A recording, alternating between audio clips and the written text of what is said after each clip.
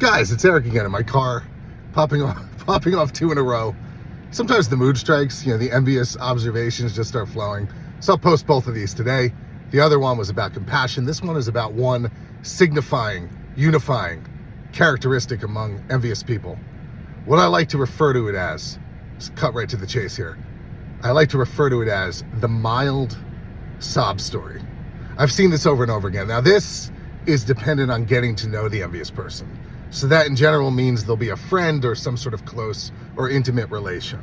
If it's just somebody you know at work or as an acquaintance or in passing or on social media, you might not get this tidbit. But if you get to know them, I've seen time and time again, let me know what you think, let me know if you've seen it and if you agree or disagree, the mild sob story.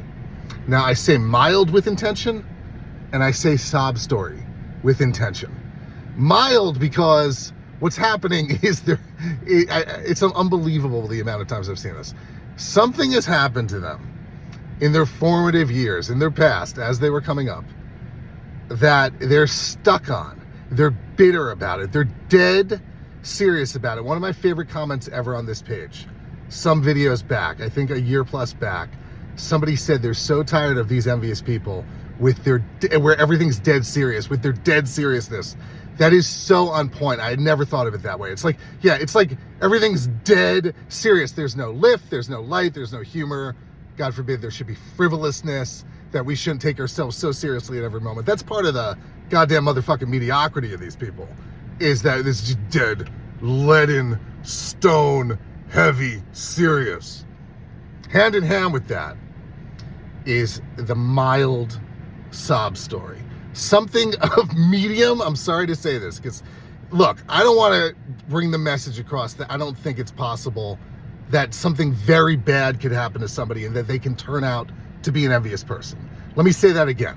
Obviously, it's possible that something really bad can happen to somebody in their formative years or at any point, and as a result, they become envious. I've even had that happen, to be honest, to a limited degree myself. Like, I've been through trauma, and in the aftermath of that trauma, I look at people that aren't dealing with what I've dealt with and what I'm dealing with day to day, and I'm like, I can't believe this. Like they really, how dare they? The difference is, though, I don't make it their problem.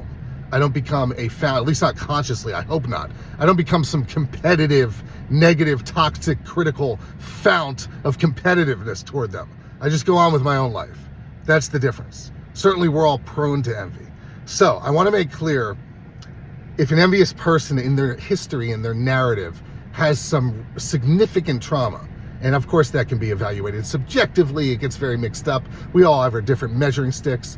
But if something really dark, grisly, violent, vile, bad, immoral, amoral occurred to them, that could be an absolute foundation of their envy. It doesn't give them the right to be a victimizer to others and to torture, torment, compete with, and harass others with their envious personality. But it helps to explain it. However, I would say, emphatically, more commonly, when you're in the presence of an envious person, you're in the presence of somebody who has faced mild travails and obstacles. And usually it all goes together with the envious disposition, because they've never really been through an insanely grueling, shattering struggle. So they're caught up in petty bullshit as a result. So their strategy, their playbook, their default is like, oh yeah, I'm going to just compete with people, make them feel bad about the things they feel good about. If you've been broken to pieces, something tells me, for the most part, most of the time, I think or hope or expect, you're going to rise above all that goddamn nonsense. I think. Maybe I'm an idealist. Maybe I'm naive. I use the word mild with intention, though. And I use the words sob story with intention to mock whatever it is that they're hung up on, calling it a sob story. I'm not saying that anybody who's been victimized needs to be made fun of, oh, you're a victim. I'm not that person at all. Far from it. Far from it. It's a shame when people are victimized. It's certainly, as you've heard time and again on this channel, in my opinion, a shame when people are victimized by envious assholes. I call it a sob story because it's not serious. It's in the vein of of I grew up middle class. That was their struggle. And I'm over here Yeah, so did I, and so did like the vast majority of people. Like, you grew up middle class, and it's a dead serious, mild sob story. They carry around. They talk. So yeah, we could only afford to eat at a restaurant twice a week. It's like, yeah, like, and then now you're treating everybody like shit. You're just a medium grade, mediocre, mild goddamn person is the problem. You can't even have a serious problem. You have a mild problem. This is what I've seen time and time again. Am I right? Am I wrong? Am I on about this? Am I off about this? Do you know an envious person that walks around harping on, humping, unable to get over their mild sob story? Tell me if I'm way off. I'll talk to you soon.